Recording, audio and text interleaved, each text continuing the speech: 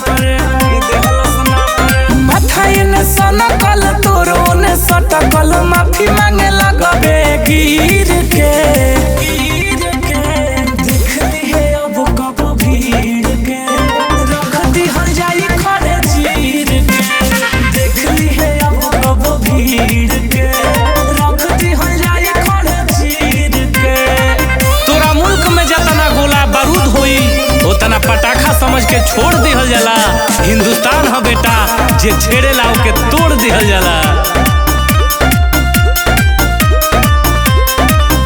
सपना साकार तोर होई ना कबो जीत के कैसे समझाई सैया हाफिज सरवाहित के हाफिज सरवाहित के।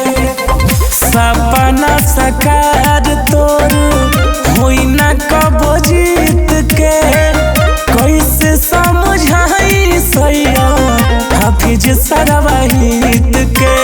मौत के नेवता अब जन दी है जाइबे ना घरे फिर के आज देखली है अब कब भीड़ के रख दिहल जाई खड़े चीर के देखली है अब कब भीड़ के रख दिहल जाई खड़े चीर के।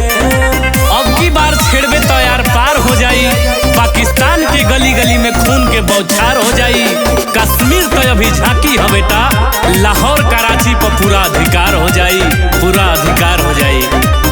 रखबे पर महाड़ू के तनो गोला बारूद के ऐसन रे लाई की बचाना पैबे खुद के बचाना पैबे खुद के।